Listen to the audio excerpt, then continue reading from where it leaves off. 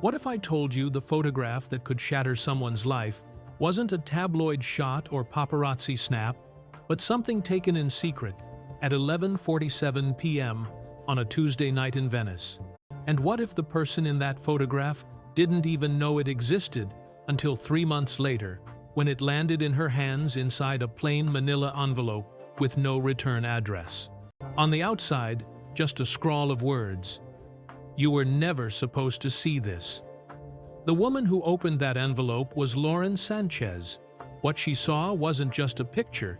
It was a revelation that would unravel her marriage, her future, and even the very world she thought she had entered. Because this wasn't just a wedding photo. This was evidence. At first glance, it seemed harmless, a candid shot from her own reception. But it was the angle that made her freeze. The picture had been taken from above, as if through a hidden camera mounted in the chandelier. And in the background, she spotted her new husband. He wasn't laughing, dancing, or celebrating. He was standing in a corner with a man she didn't recognize, someone holding a tablet full of financial documents. Both men were staring directly at her, while she smiled for the crowd, blissfully unaware. But that truth, the sinister reality, was still months away. That night in Venice, Lauren thought she was living a fairy tale. She had no idea she was already inside the most elaborate trap ever designed. 6 months earlier, far from gondolas and champagne toasts, something very different was happening in a Manhattan skyscraper.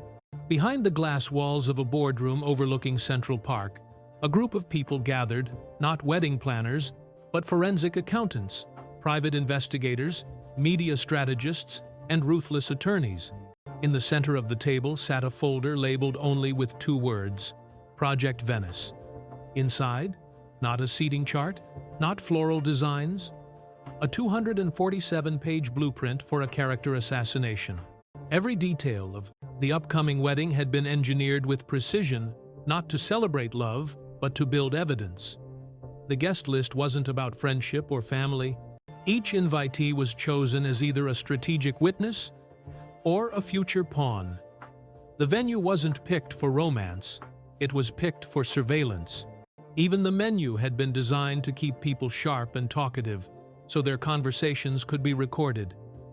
At the head of the table sat Lauren's fiancé. To the world, he was a groom-to-be. In reality, he was a chess master, orchestrating a siege. His words were chillingly precise. Phase 1 is documentation.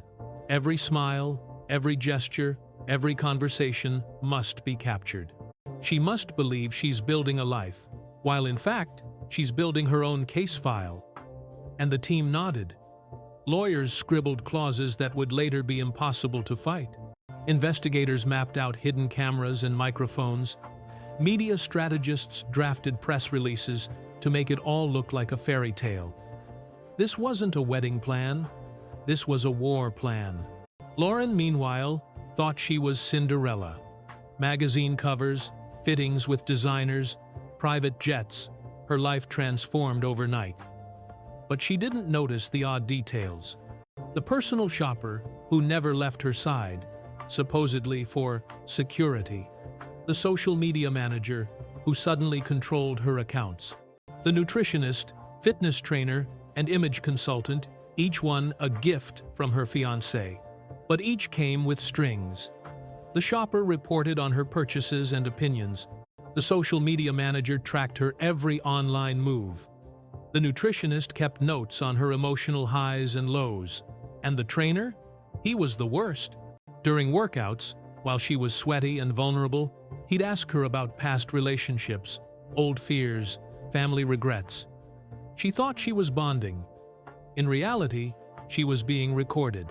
Every confession stored in files labeled psychological weaknesses. Her engagement party in the Hamptons, it wasn't a celebration. It was a test run. Cameras hidden in flower arrangements captured everything. Guests were handpicked, old friends, to get her to drop her guard. Business people, to see how she acted professionally. Media figures, to grab sound bites. Even casual remarks like, "She seems different, more guarded," were logged into behavioral reports that twisted ordinary human behavior into signs of guilt. Then came the prenuptial agreement dropped on her 3 days before the wedding. 87 pages of dense legal jargon. She thought it was a formality. In reality, it was a weapon. Hidden clauses gave her husband control over her finances, her public image, and even her behavior. Vague terms like inappropriate conduct meant anything could be used against her. She signed, exhausted and distracted, never realizing she was signing her own downfall. And then came Venice. The palazzo wasn't just beautiful, it was a surveillance hub, bought through shell companies, wired with cameras in chandeliers, microphones in paintings, cables running behind centuries-old walls. Every laugh, every toast, every whispered comment was captured. 300 guests, unknowingly part of the most documented wedding in human history. Lauren glowed that night, smiling in her gown, believing she was the star of a love story. In truth, she was Exhibit A in her own trial. And the infamous photograph, the one she would see months later, wasn't supposed to survive. Someone, maybe a technician with a conscience, smuggled it out. It was proof. But by the time she saw it, the machine had already been set in motion.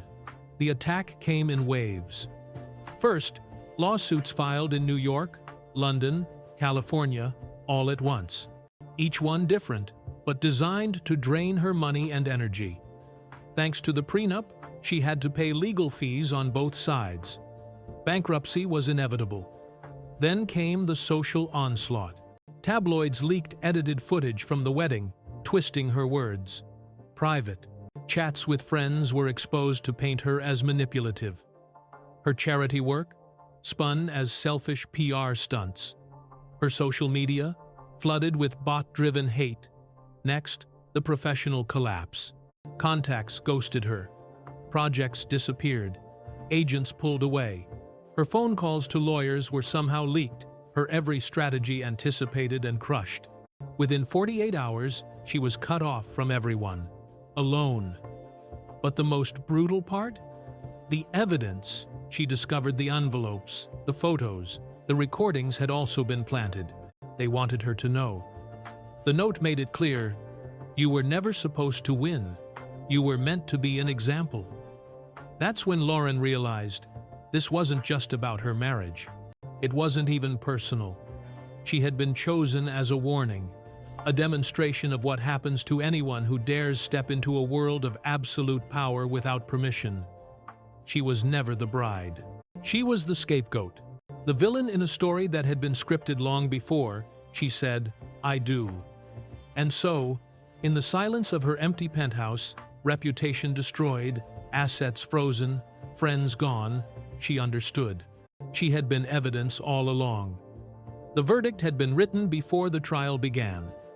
Now, let me ask you, what would you do if you discovered your entire love story wasn't love at all, but a setup? If you found out you weren't building a future, but walking into a trap? Think about that.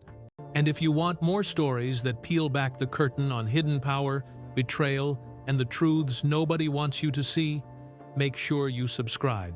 Because the next secret I'm about to share might just change the way you see the world forever.